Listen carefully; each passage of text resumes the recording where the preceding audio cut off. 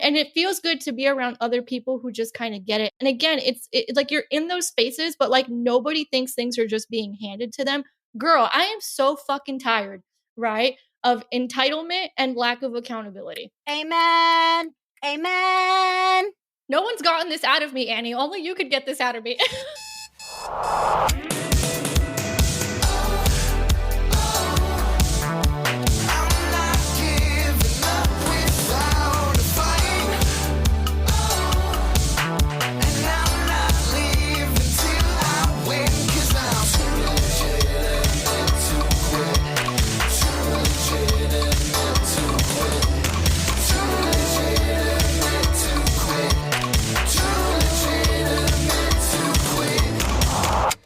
Welcome to Too Legitimate to Quit, instantly actionable small business strategies with a pop culture spin.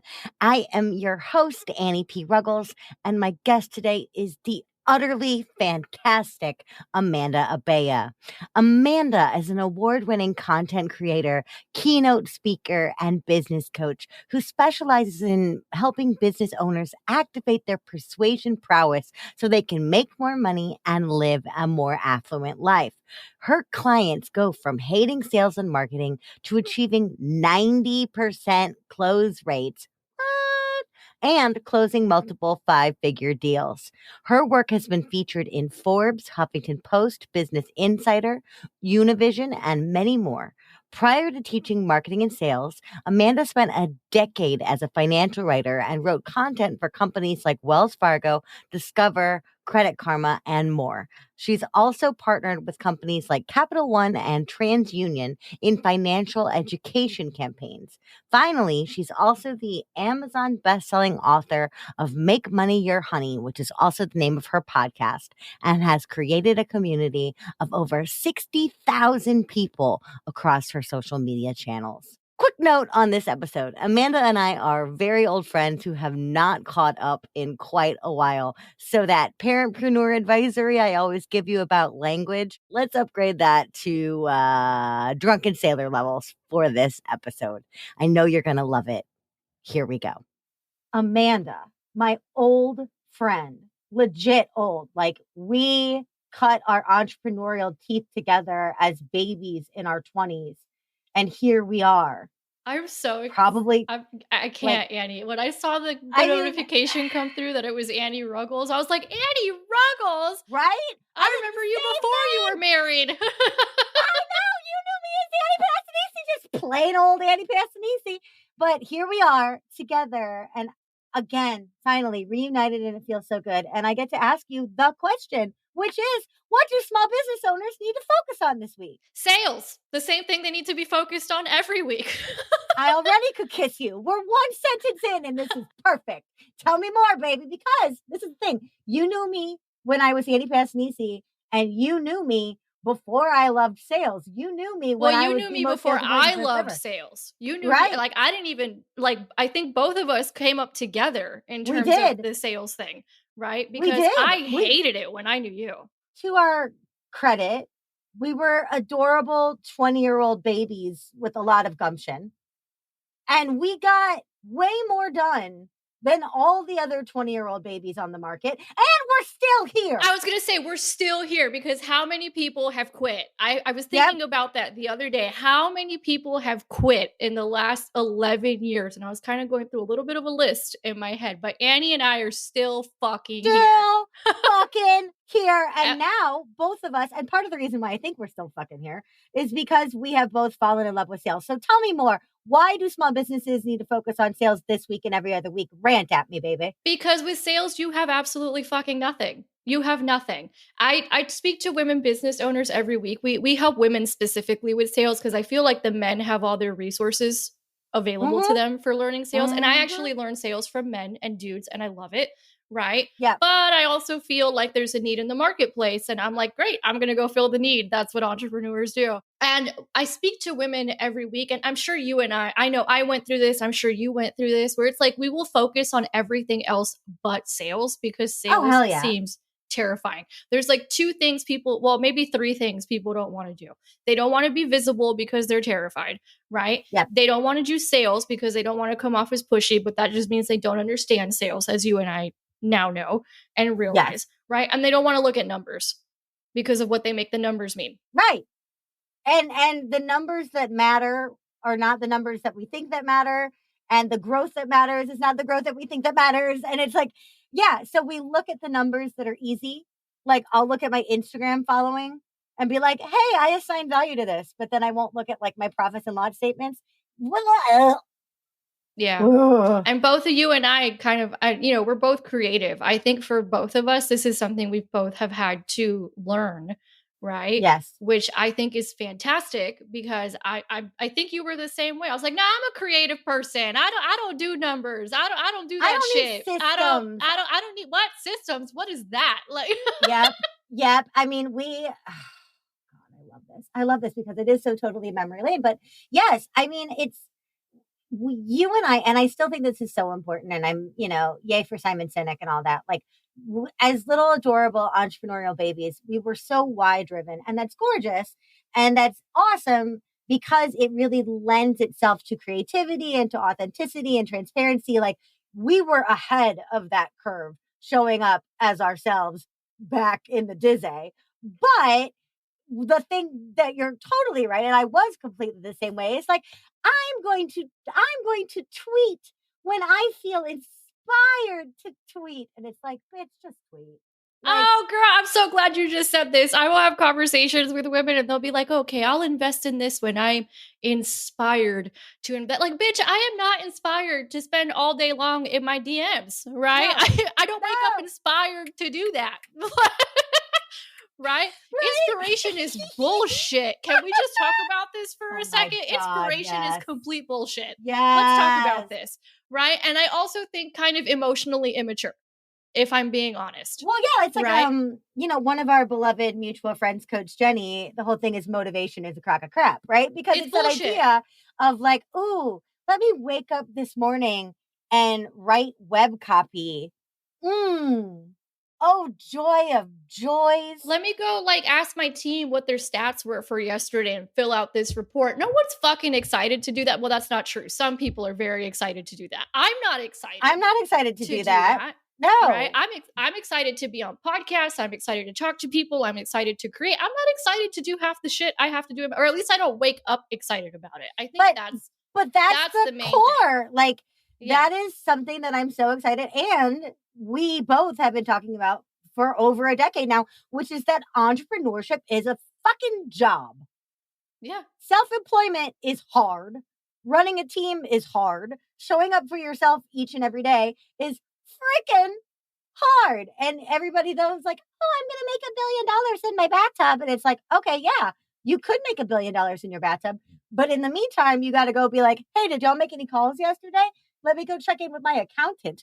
Ooh, hold on. My scheduled tweets aren't going out. Let me figure out what's up. Why is my website throwing up a 404? Or this client's having an issue. Great. Customer service. Or this thing broke or that thing broke. I tell people all the time, you want to make money, just solve problems all fucking day long because that's all entrepreneurs do is you solve problems all fucking day long. That's it. 100%. That's all you do. One after the next. And like you said, fill the gaps. Fill the gaps, right? And then that's how you make money. And what's interesting is people, I'm sure you're familiar with Grant Cardone. Oh, right? Yes. Right. One of my sales mentors, right? Him and a few others. But one of the things. Well, Sell or Be Sold is just perfect. It's perfect. The broiest, most masculine book in the world. And it's still amazing. Is, it's so good. I did a post about this. Actually, the people who think Grant Cardone is a bro is because they don't understand sales. Right, but it's that good kind of bro. Like it's not that good it's not kind like of bro marketing, like, but it does. It's not bro marketing. He is very masculine. It's bro I sales. Like it though. Like, I do too. I mean, here's the thing: is like number one. I'm a feminine woman. Go on, Grant Cardone, with your assertiveness and math. Go on, Grant Cardone. Yes, right. And I've been to his offices. Listen, there is something about men in suits. Oh yeah. No complaint on that. But I think no complaint. There's something very powerful about well-used masculine energy. Absolutely. And the go out, be tenacious, get it, solve the problem, be bold about your value. Like, one of the main things I learned from Grant Cardone, which is so completely like still important in my day-to-day life, is that if you're getting pricing objections, money objections are going to happen because money is relative to everybody and money is your world and you know that. But it's like on top of that, if people are giving you price objections, it's because you haven't been clear about the value they're receiving. Case in point, bottom line. And that radically changed my perception of pricing. And I've always loved playing with pricing math and bundles and tiers and all this other stuff. But if you're getting pricing objections, it's because they don't understand the problem that you're solving and the value therein. So you got to be more clear about the value on your end. And I'm like, see that though, that is very brilliant masculine logic. If they have questions, you're not being clear enough. Bam, done. Right? Or it's just the number, like the math about it, right? Like, oh, your pipeline isn't full enough. Like this is just a math problem. Yes. At the end of the day. Well, and so few people actually talk about pipeline outside of a sales pit corporate environment. Outside of men or outside of a corporate sales environment. Here comes Amanda in the last couple years, who's like the translator for the women. That's kind of how I love it. Because that stuff changed my life. And there's two things I wanted to say about Grant, because you actually brought this up where you said that, entrepreneurship is a job. I heard him on an interview recently say that he works for the company. Like, yes, his name is on it. Yeah. Right. But but it's like its own entity and he works for that entity. Yeah. Right. And for me, that was like a game changer in my head. Like, oh, I'm an employee just like my employees. Duh. Mike Michalowicz told me something similar. He's like, I want you to stop referring to yourself as a small business owner and I want you to start referring to yourself as a shareholder. Yeah, I'm a shareholder. What? Yeah. But to that point, again, very masculine thinking. One of the things that I'm constantly asking my clients and their quest to non-sleazy sales, especially women and non-binary people, is in this moment, are you showing up as a person or a business? Because there is a time for both. Yep. But there is really huge amounts of time when you have to show up as a freaking business. And if you treat yourself as a shareholder in a business, you're like, look, I got these bounced payments. I got to go collect these things. Am I showing up in this email, person or business? The first one, person. The first one, I'm going to send an email being like, hey, it's Annie. Your payments are bouncing. Are you cool? Is your house on fire? What's going on? Oh, I just outsourced that shit. Oh, yeah. But the second one, I'm showing up business. If you don't get back to me, I'm like, all right, give me my money. Yeah. Person and business, right? Or to your point, grow your business and outsource it so that you can actually just have the business take care of itself. That's my goal. I joke that I want to fire myself. Now, the thing is, here's where I would have fired myself years ago. Right. Here's where I have a conflict. And this is where that quote that Grant said, which had to do with what you said earlier, made complete sense to me. Right. Where I have a conflict between I want to fire myself, meaning I want this thing to run without me, to do what? Who the fuck knows? No. Right. But then when I have too much time on my hands, like my brain goes into like these catastrophic things that don't even exist. Right. And all I really want to do, right? It's like, how do you fire yourself and be the employee of your business at the same time? Because both are true. Both are true. So many hats. So many hats, right? So that's one of the things that was really helpful for me. And then back to this whole like I did a reel today that was like, here's the problem with the online business coaching spaces, particularly for women. They're teaching you a bunch of marketing and manifesting, but no one's teaching you how to sell and close a fucking deal. Thank you. This is why I have a company, right? All the marketing in the world is not selling. If you were in a corporate environment, you would have a marketing department. And down the hall, you would have a sales department. And the baton would go back and forth between the two of those things, and then eventually get handed off to a whole other department called customer service. Yep. But while it's all internal, it all gets so blurry that so many of us, because of the stuff that you were talking about before with the numbers and the metrics and the dopamine hits with the likes and the blah, blah, blahs, we go, oh, marketing fun, marketing shiny, marketing connected to dopamine, sales, advocacy, needing to put price tags on things, needing to negotiate, you know what? I'll just keep making reels. Yeah. Or throw money at Facebook ads before you've done any of the groundwork. Y'all, I'm so tired of giving Zuck money. Like, ugh, that's just another side tirade for a different day. But like, I mean, one of the things, like the myths of profit, right? We see so much about, I made all of this money. I made all this money. And then you look at how much people are spending on Facebook ads and you're like, you can't claim any of that as profit, Boo Bear. You didn't Yeah, make I that think, money. Zucky made that money. and I think this is where strategy matters. And I gotta, this goes back to that masculine energy. I've learned this from the men, right? Or I've learned this from women who hang out with a lot of men, Yeah. right? Or who were mentored by men. I run Facebook ads, but we run it to a paid offer. Yeah. Our customers are paying for our ads, not me. Yeah. Yeah. Right. It's direct. And It's like, okay, here you go.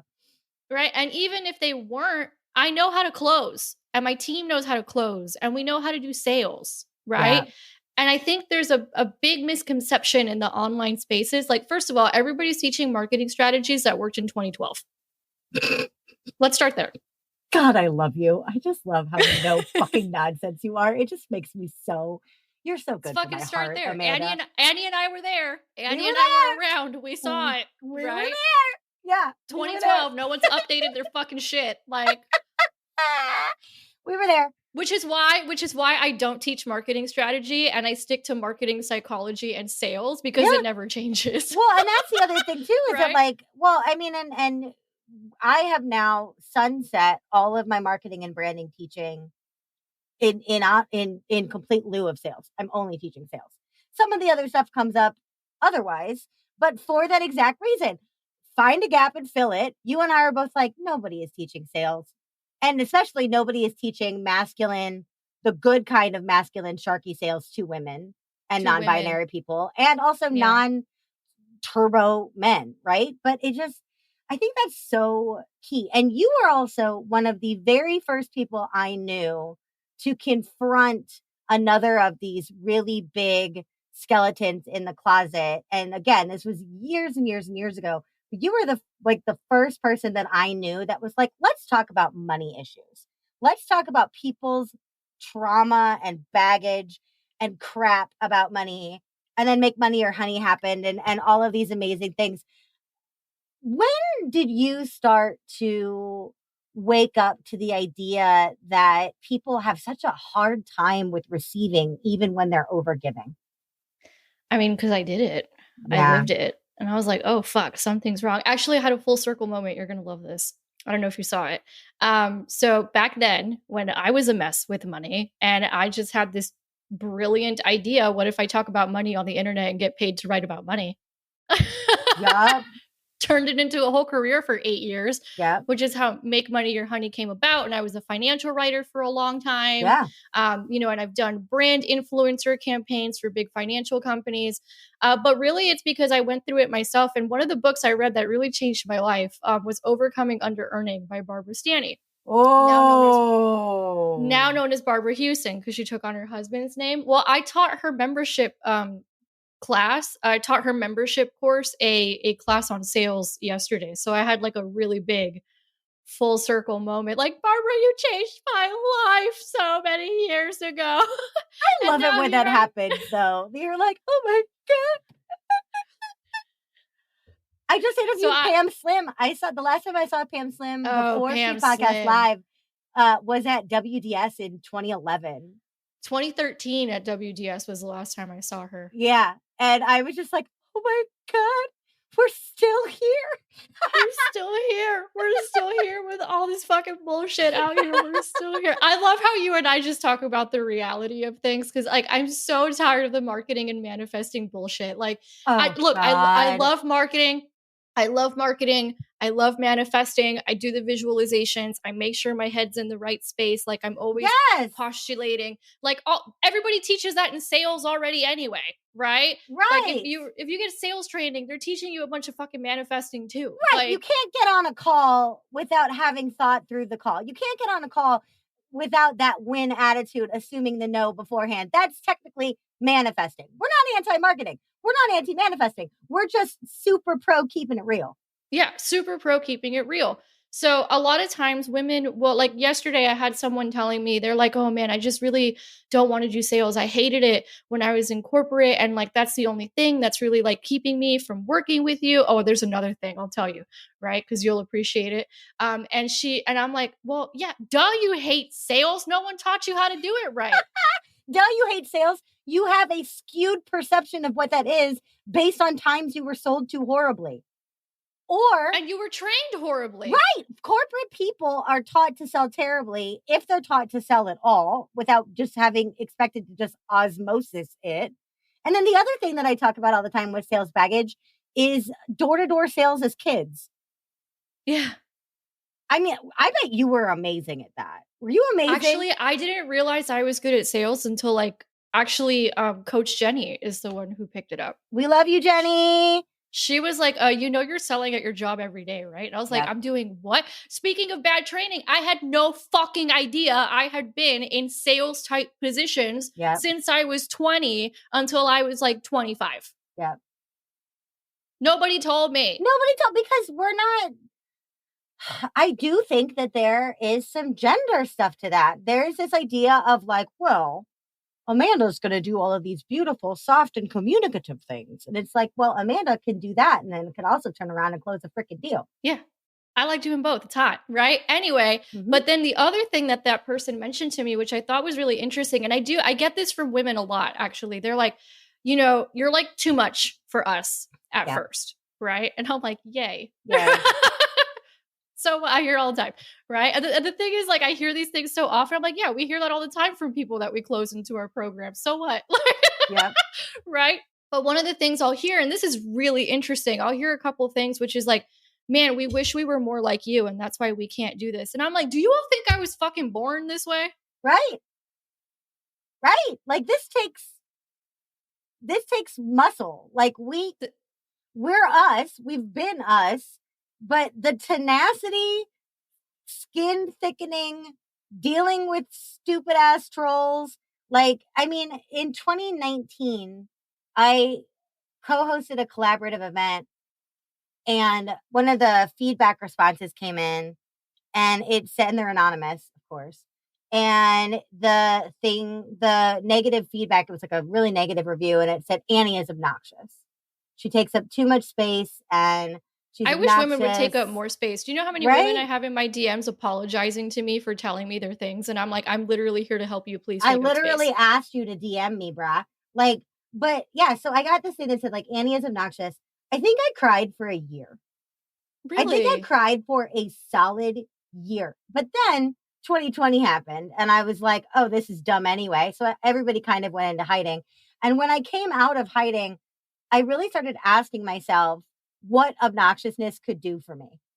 Because if I'm going to be here, if I'm going to be loud, if I'm going to do this, and I'm going to be me, and I'm going to show up and be as brave and loud and vocal and advocate-y as I can be, right? What can obnoxiousness do for me? And I think this very podcast is an example of something in the post-obnoxious era that I'm like, okay, yes, I want to have a great podcast, but I want to keep it real. I want to tell the entrepreneurial truth, not to dissuade people from doing it, but so that to they know what you're getting yourself into. Yes, and to know that on a bad day, you're not doing it wrong. It's just hard.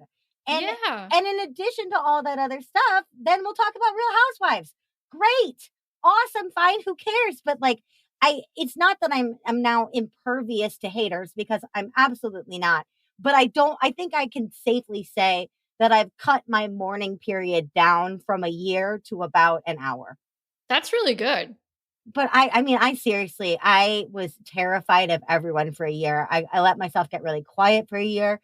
In retrospect, it was good because I think I needed that time to kind of hibernate and heal and figure out. But I also had to take that time to hibernate and heal and be like, wait, I have two choices. I can gloss over the parts of me that I've worked so hard to accrue, or I could lean into it and just be like, all right, so somebody out there thinks I'm obnoxious. Let's go make some other people think I'm obnoxious too. Hey, yo. Oh, I like that. Yeah, you know, I've been thinking about this because, you know, I spent I could have a whole other fucking podcast conversation about going from being self-employed to running a company. That is, whoo, Oh boy. that's a whole other thing, Yep. right? Hardest 3 years of my fucking life, right? But well worth it. And now we're more on the other side of that, where I definitely have more of a CEO role. I was just telling you, my job Yeah. now is to blow up the front end, Yep. basically, right, and manage people. Yep. Right. And that kind of stuff. And I still have to do stuff, obviously. Like I can't abdicate responsibility or anything like that. But I was thinking about this a lot because I'm like, I'm kind of a freak, right? But like in a good way, right? Mm-hmm. Like I'm like, yeah, I'm fucking tenacious. Yeah, I know what I want. Yeah, I haven't busted my ass for 11 years trying to figure out this stuff and become the person I've become to only stop here. Like that doesn't make any fucking sense. Yes. It makes no sense, Like right? everybody wants to be a unicorn, but I really like your idea of being a freak. Well, you know what's happened, right? Because I live in Miami and like Grant Cardone stuff is in Miami and they have a bunch of events here all the time. I've had the pleasure of going to events because I don't have to get on a plane. They're like right there, right? And I did the 10X ladies event on the yacht and I was like, oh my God, we're all a bunch of fucking freaks. I love hanging out with other freaks, right? Yes. Or I interviewed someone recently who lives in Miami, right? And then a lot of people in Miami are in the Grant Cardone. I mean, your entire state is freaks. Florida is just a whole state of freaks. Exactly, right? But I was interviewing him on my podcast, or he was interviewing me. I don't remember. We interviewed each other. It blends. Right? Yeah, exactly. And then I forgot who mentioned Grant or whatever, but one of us did, and we were both like, and then we had this whole conversation about how we're completely high-performing freaks. Like we just do not, like we know what our potential is, and like it bothers us to not meet the potential. Like I don't fucking understand it when people are like, oh, I'm just cool. I'm going to be great with where I am right now. And I'm like, that makes no sense to me. Like no judgment, right? I'm just saying it makes no sense to me. Somebody needs, okay, not even somebody, Amanda, you need to buy highperformingfreaks.com and you need to turn that into some kind of platform brand because A, that's hysterical. And B, I'm always like, put it on a tote bag. If you put the phrase high performing freaks on a hoodie, I would wear that on the daily. Like that is a brand that I would gladly self-identify. Hold on, I'm Googling it right now. Come on. There's high functioning freaks. Okay. All right. Well, I'm going to do that I right like high performing freaks. Thank you for the idea. Oh my God. But that's what I realized. So we went to an execution workshop. I brought one of my employees who lives in Miami with me. After 2 days, she was looking around. I was like, why do I feel so good here? And I'm like, congratulations, you're a freak. Yeah, congratulations, you're a freak. And you're in, not to get all Hamilton-y, but you're also in the room where it happens. When you're around with people getting stuff done, that is electric.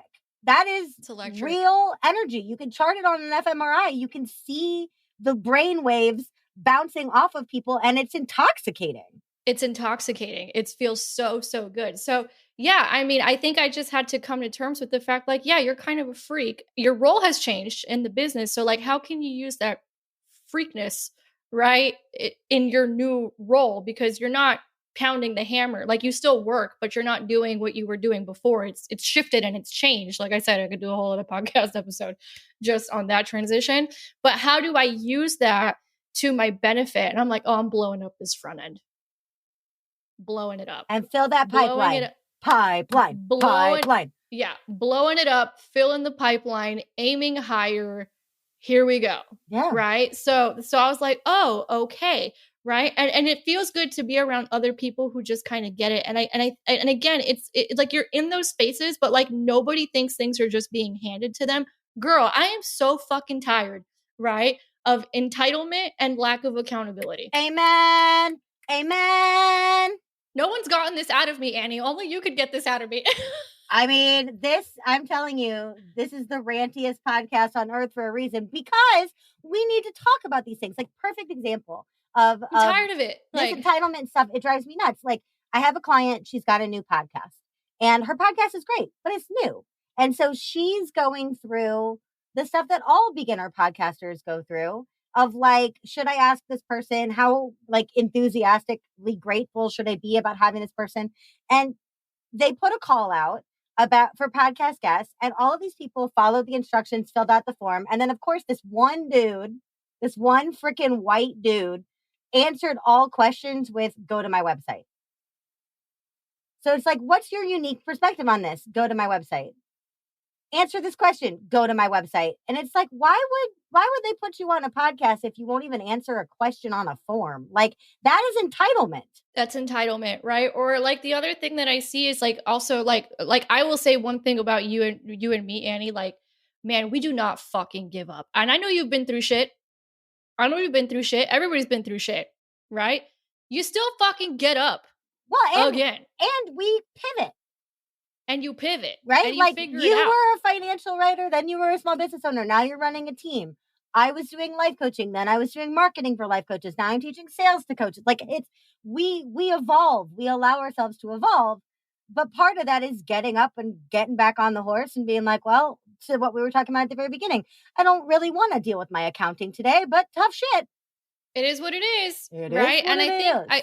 and the thing is, it's a choice. Yes. Right? I think at the end of the day, and people don't like hearing that. No. That it's a choice. It's a fucking choice. Everything's a choice. To get up.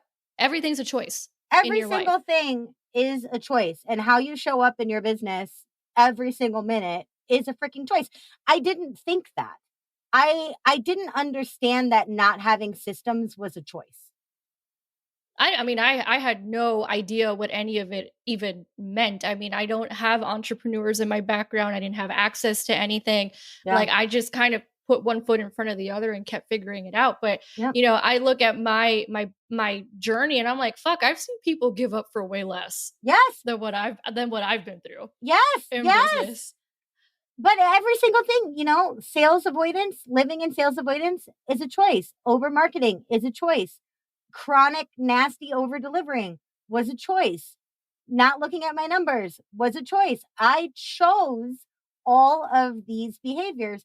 And I say that not to beat myself up, but to say, cool, then the choices bit me in the ass and I realized I had to choose something different. And I think part of the reason why we are still here is we honor the choices we made and we're willing to make other ones too. Yeah. Like, I don't have to be right all the time. Oh, God, I wish I could be right all the time. I'm wrong a lot. God, you know? So it's really fascinating. But yeah, this lack of accountability and entitlement is like insane. And I don't know if it's, you know, social media making everything worse. But like when I went into entrepreneurship, I just kind of fucking assumed it was going to be hard and I decided to do it anyway. That's true. That's true. All right. Well, this is a perfect segue. Are you ready for this? Let's talk about freaks being held accountable.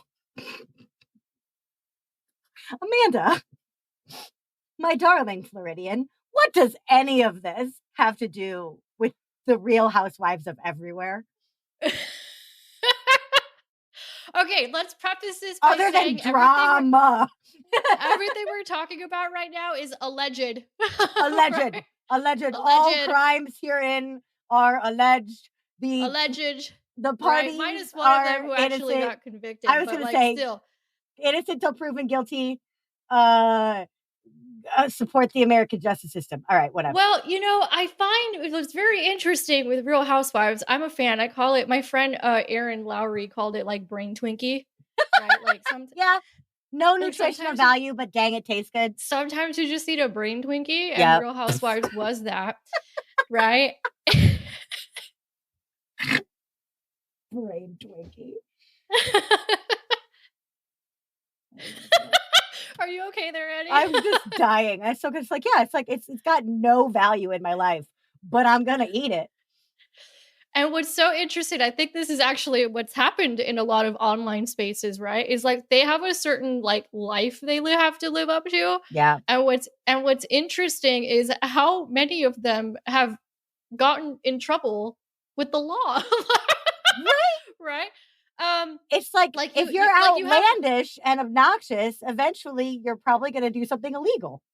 Well, I mean, one of them like isn't illegal, like Real Housewives of Beverly Hills, like that's like civil suits and things, but like the one, and I liked her too, Erica Jane. I was like, dang, this girl is a character, right? And then like with the jets and the clothes and the $40,000 a month in hair and makeup and all that stuff, all of which I'm sure is coming back to bite her in the ass with all these lawsuits, right? But it turned out her husband was allegedly right? And this is all civil. There's been no criminal thing, right? There's been no criminal indictment or anything like that, allegedly. Kind of running like a pyramid scheme Yep. type thing. And that's where a lot of the money was coming from. Or now we have this Real Housewives of Salt Lake City, which I mean, Salt Lake Oh City's my coming in God. clutch. Salt Lake City's coming in clutch and basically saving the entire fucking franchise, like Salt Lake City and Potomac. Salt Lake City is Right? like, you want Like, who something knew? new on an old Who model? knew? Let's throw in Mormonism. What?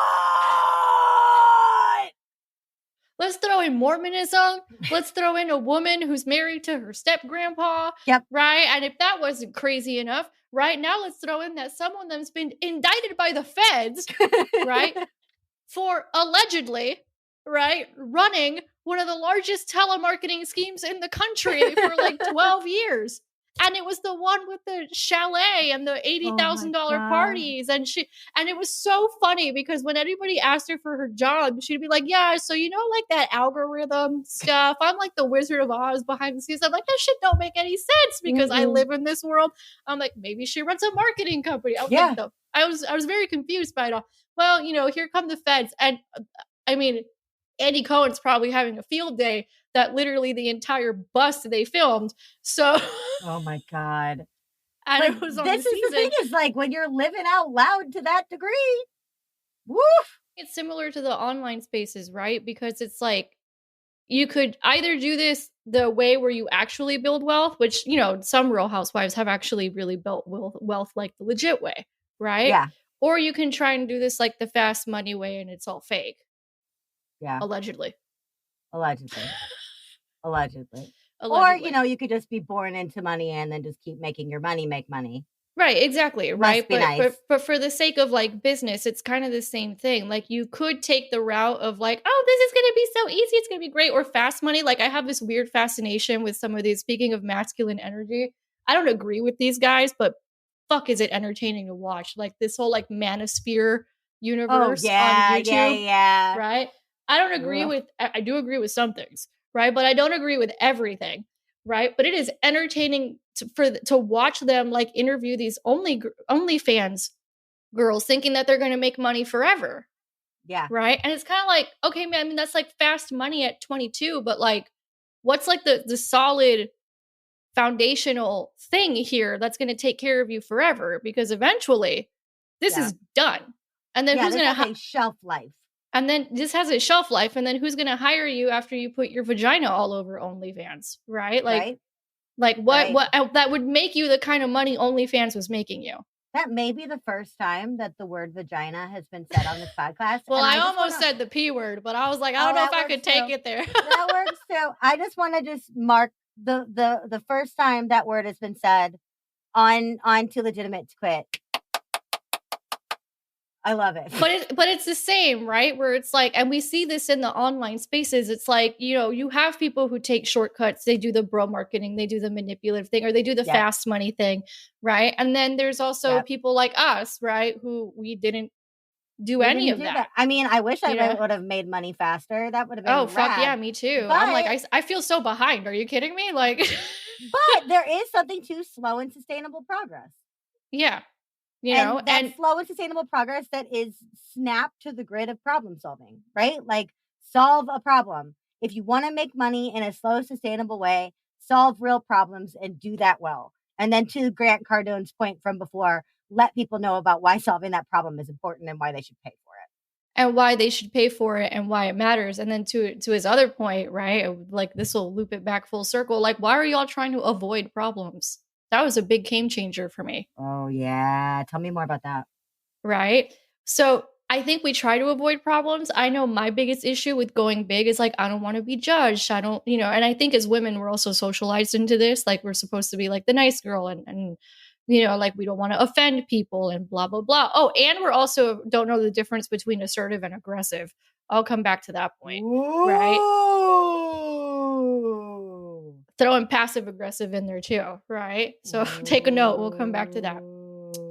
But one of the things, I would want to avoid problems. Like, no, I don't want to be seen because it's going to cause a bunch of problems, right? Or I don't want to go big because then we're going to Right. have more clients, and more clients is more problems. And I heard him say, no, you should like look for problems because that's where all the money is. And I'm like, oh, That makes sense. that again, just completely logical, Why would right? I take Tylenol unless I tell you I have a headache and you say that it'll help my headache? Like, why would I just We take wouldn't this have random connection? economies. We wouldn't have No, economies unless there were a bunch of fucking problems. Like, duh. no, no. But it's so logical. And I think what happens sometimes, and like I love us women that we feel and we're empathetic and we have intuition and we have all these things, but sometimes we use that shit as a crutch Yeah. to stop us from moving forward when really it's not that complicated. Well, and there's nothing inherently wrong with moving forward. Yeah. Forward is Right? good. Forward is good, right? Or you know, so one of the things I appreciate, right? And I think sometimes women are afraid because they don't want to come off as aggressive, right? What's interesting is a lot of them end up doing passive aggressive, but that's a different story, Well, and right? passive aggressive makes you It's like look worse weak and bitchy. and bitchy, right? So one of the things that was so insightful for me, and this was when I was a writer, I don't even remember what article I was writing or what I was researching for, but I literally teach this as a part of my sales training. It was when I learned the difference between passive, assertive, and aggressive, right? So passive is when you value yourself less than the other person you're speaking to. So I would value myself less than Annie, right? That in sales sounds like somebody says, I can't afford it. And you're like, okay, but I'll like reduce it by 50%. Exactly. Or I'll just send you everything. It's okay. It's fine. And It's then you also like that never thank follow you up for with them. your time mentality. Like, thank you so much for letting me waste your time. Not strong. Exactly. Right. Aggressive is when you value yourself more than the other person. Right. So I have Yep. this story from earlier this year. Before I had like the team that I have now, I was looking for like recruiters or agent. I didn't even really know what the fuck I was looking for to help me find female salespeople. I need women, right? Because we help women. I love you, men. I do. As I've just talked about how much I love men, but I need women. There's a specific Yes. need here. And I was talking to an agency owner, and she basically told me that what I'm looking for didn't exist. Right. And I was like, I'm just trying to find a woman who knows how to do inbound and outbound sales. That's a whole other thing. All of y'all are learning inbound sales. No one's teaching you outbound. Outbound, baby. Outbound. Outbound, baby. All the fucking money's in the outbound, right? Like, Outbound, baby. right? I mean, you need both, but you know what I mean, right? And I was like, I need someone who understands outbound and inbound. So I guess I had started with the outbound things that I needed, and she immediately shut me down. She's like, "Oh, we don't do that." And I'm like, okay, let me finish." Yeah. Before you like shut me down. I'm like, you own a fucking sales agency? Like, this is And also, weird. you're saying you don't do out. Like, what? What? All right. Okay, that doesn't make any sense, right? But she went on to tell me that I'm never going to find what I'm looking for, right? Cute. And then I'm like, okay, I literally am what I'm looking for, and I train female business owners who do outbound sales all the time. And I used to be a recruiter. I know that there's women who know how to do outbound sales. Again, like, that's what I'm we thinking. may be freaks, but we exist. But we exist, right? Maybe we're not like as prevalent, but we exist, right? And then she was like, oh, but we're like professional inbound salespeople. I'm like, oh, so you take orders. Understood. That's what I was thinking in my head, right? Got it. You take orders, but you don't really know how to sell. Understood. Right. And then she says, I don't think we're a good fit to work together. And I said, I agree. Yeah, bye. Oh, she did not like that. Of course she didn't, because she was coming in aggressive. Because she was coming in all aggressive. You're playing aggressive. with her power struggle, and therefore That's she can't aggression. And that's aggression in sales, right? Assertive is when you value yourself equally, right? So for example, someone hands you an objection, you handle, you acknowledge it and you handle it, and then you proceed to disregard it and move on. Yes. Oh my God. Because you're right. It's people are, and the people that I see in the Non-Sleazy Sales Academy are coming in passive because they don't want to come off aggressive, right? So they're coming in feeling like in order to sell and sell well, they have to come in and be like, fuck you, pay me. But in order to not do that, they swing way wide into the, thank you so much for sitting down with me today. I promise I'll keep it quick. Like, whoa. Yeah. Whoa, passive. Whoa. There is so much in that assertion lane. And the beautiful thing about assertion is that when I show up in an assertive, equal, excited, amplified place to what we were talking about before, it's infectious, it's electric, it's contagious. You can feel it, and it empowers the person on the other end of the transaction to buy into that energy, because I'm saying, look, I'm gung ho. I'm here. I'm excited. I want to see if we're a fit. You're here too. Let's get you on board. And then you either decide together whether it's a fit or not. But yes, when somebody comes in aggressive on you and then you're like, yeah, I'm not hiring you, of course they're going to turn a little bitchy. Yeah, they're all bitchy. That's a great word, right? Or passive aggressive is when, because I should add that one to the lesson. Passive aggressive, because when I was training, I was like, oh, I hadn't realized that one before, right? Passive aggressive is like, yeah, I'll send this to you, but then under your breath, you're like, fuck you. How did you not see what the fuck I was trying to do here? Right. God, Yeah. I guess I'll do the work of closing this sale, idiot.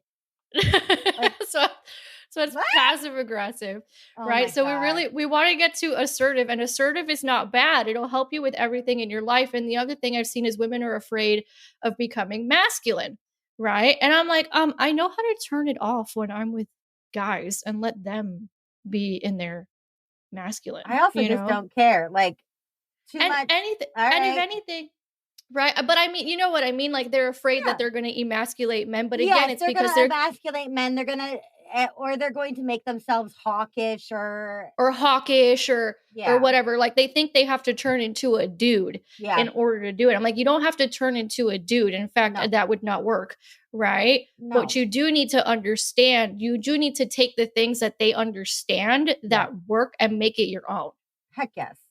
you know? And So and actually my male suitors have gotten much better since I got more assertive. I just, I just married a man with high feminine energy, so it works out well. But Yeah, and it's like whoever it's what you want, right? But like I would right, talk to a it's the lot of women balance who are you like, I want a want. really masculine guy, and I'm like, me too, Cool, good for right? you. Exactly, good for you, right? But like you becoming more assertive, if anything, makes you more attractive because then you actually have boundaries.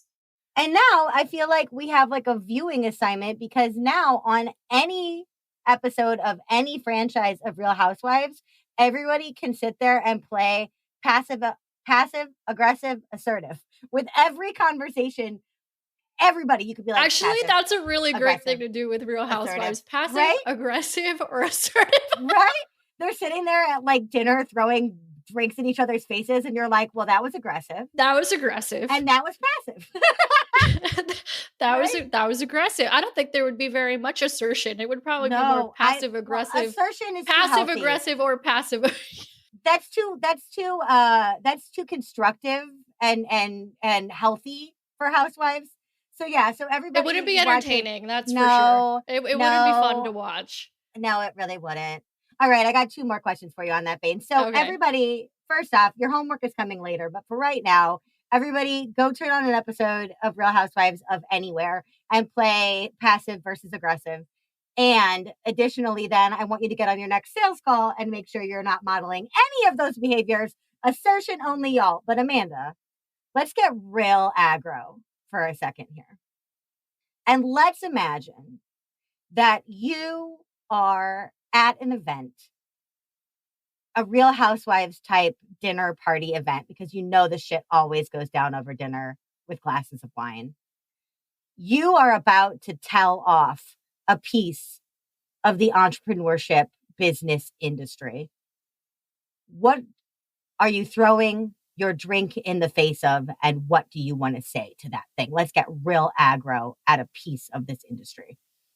Pink lipstick and champagne marketing because it's just the female version of bro sales.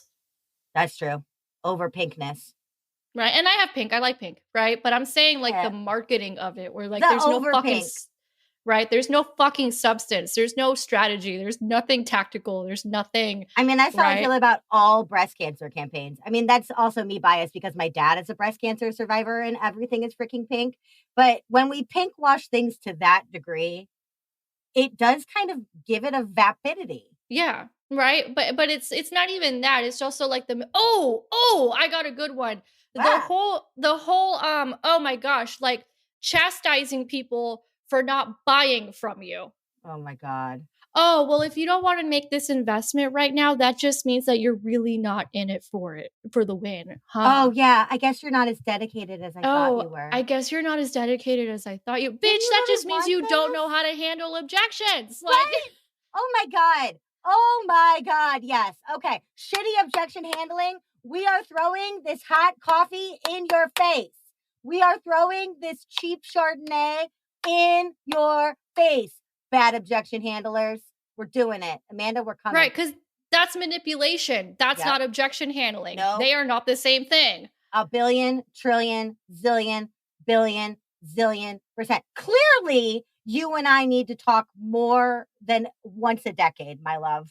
I feel like you are so good for my soul. You are getting my little anger fired up in the most passionate, exciting way. And anger can be motivating if it's done with that white hot fire of love. And I have that white hot fire of love for you, my dear. Oh, Annie, like literally no one gets me talking like this on podcasts Oh, except good. maybe you. That's what I want. That's why I'm on this earth. But for everybody out there who needs some of your fire, how do they find you? How do they start a conversation with you?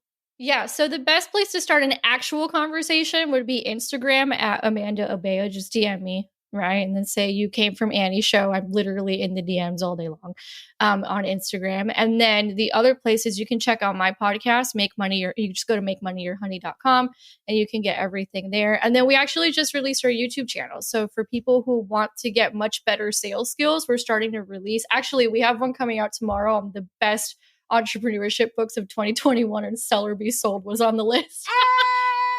Yeah. And I said, stick it to the last one because there's only one. You have to read this one because if you don't understand this one, none of the other fucking books I told you about even matter. Mike Michalowicz, right? Mike Michalowicz was on the list too for Clockwork, right? He's great. I had him on my podcast too. He's fantastic. So go to YouTube and search for Make Money Your Honey and subscribe because we're talking more about some of those skills. And you mentioned like money traumas and our stories about money. We just released a video about that last week. So, well, darling, it's been real. Congratulations on a decade of just kicking congratulations to complete you, ass. Annie, on everything. You You haven't changed a bit. Neither Like, of you. You haven't changed a bit.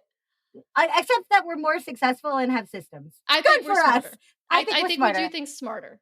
Yeah. And I think we're aging beautifully. Oh yeah, girl. Psh, yeah, you know I got carded the other day. I was like, yeah. You're like, yes, moisturizer. What? Everybody else, I will be back in just a second with my final thought and your homework for the week.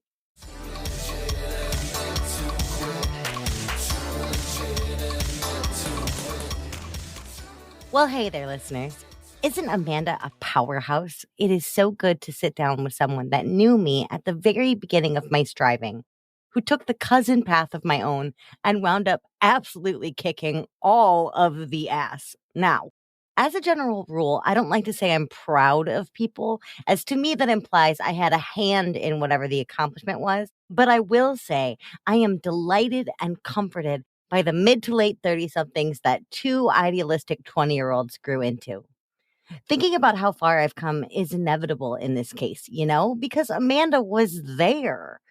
And if I'm being honest, I have often worried that I was losing my shiny with age, that the fire that fueled a Crayola red-haired pixie who just wanted people to be happy and whimsical and grow into their dreams was fading.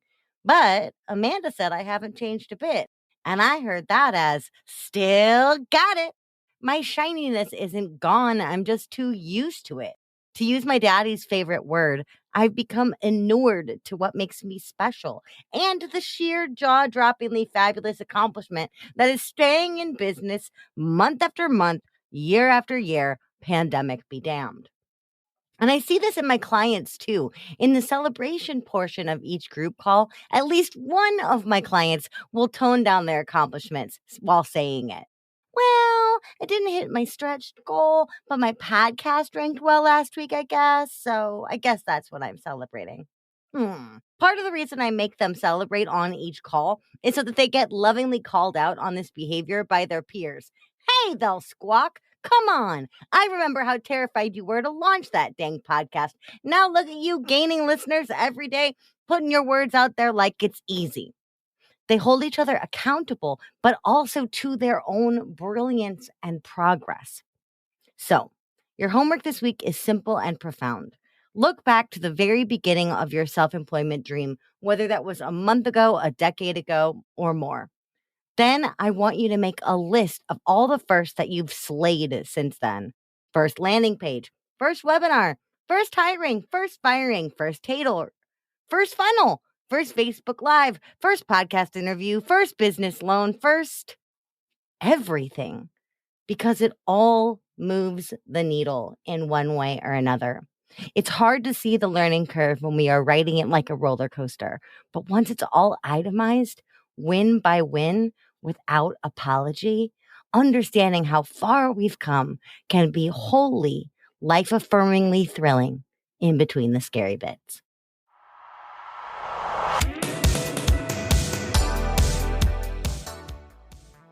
Hey, thanks for listening. Too Legitimate to Quit is brought to you by the Non-Sleazy Sales Academy and me, your host, Annie P. Ruggles. Listen, we talk a lot about marketing on this show, and that's because I fully, earnestly believe that every dime and every moment we spend marketing is totally worth it unless we turn around and sabotage ourselves at the finish by refusing to sell and sell beautifully. Why? A lot of us have a misconception of what selling actually requires of us or who it needs us to be. Please give me the opportunity to help change your mind at www.nonsleazy.com. That's NONSLEAZY.com. Big shout out to the fabulous dudes who help make this show what it is.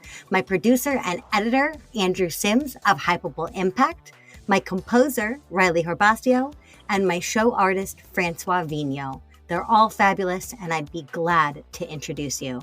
Until next week, just do your best, and remember, you're too legitimate to quit.